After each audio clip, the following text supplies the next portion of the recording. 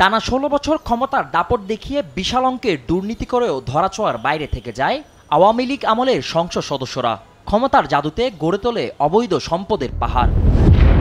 ঢাকা ১৮ আসনের সাবেক এমপি হাবিব হাসানের অবৈধ অর্থে কানাডার বেগমপাড়ায় প্রায় ১৬ লাখ কানাডিয়ান ডলার দিয়ে কেনা হয় বিলাসবহুল বাড়ি। এছাড়া তার স্ত্রী ও পরিবারের নামে বেনামে কোটি কোটি টাকার অবৈধ সম্পদের প্রাথমিক সত্যতা পায় দুদক। এছাড়া সাবেক প্রাথমিক ও গণশিক্ষা প্রতিমন্ত্রী জাকির হোসেন, বগুড়া ৩ আসনের সাবেক সংসদ সদস্য নজরুল ইসলাম সহ চাঁপাইনবাবগঞ্জ ৩ আসনের সাবেক সংসদ সদস্য আব্দুল ওয়াদুদের বিরুদ্ধে কোটি কোটি টাকার সম্পদের তথ্য পাওয়া যায়। বুধবার দুর্নীতি দমন কমিশনের মহাপরিচালক মোহাম্মদ শাহরিয়াজ গণমাধ্যমকে এই তথ্য নিশ্চিত করেন।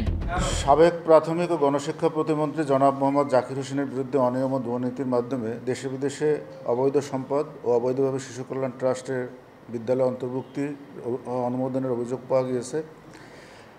২ সাবেক সংসদ সদস্য ঢাকা ১৮ জনাব মোহাম্মদ হাবিব হাসানের বিরুদ্ধে ক্ষমতা অপব্যবহার ও দুর্নীতির মাধ্যমে কানাডার বেগমপাড়ায় বাড়িসহ দেশ বিদেশে বিপুল পরিমাণ অবৈধ সম্পদের তথ্য পাওয়া যায়।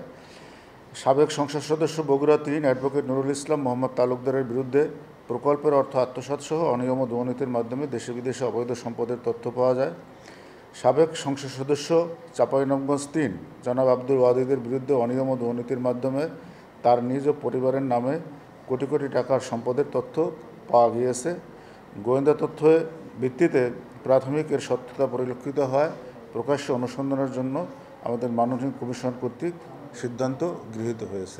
এই সময় তিনি বলেন, অভিযুক্তদের তথ্য চেয়ে বিভিন্ন সরকারি সংস্থাকে চিঠি প্রেরণ করা হবে। প্রমাণিত হলে দুদক আইন অনুযায়ী সিদ্ধান্ত গ্রহণ করা হবে। জানেন যে অনুসন্ধানের সত্যতা যে পাওয়া যায়, আইনগত যে পরবর্তী ব্যবস্থা আছে সেটি আমরা গ্রহণ করব এবং যখনই যে কার্যক্রম আমরা গ্রহণ করি আপনাদেরকে মিডিয়ার মাধ্যমে আমরা দেশবাসীকে অবহিত করব।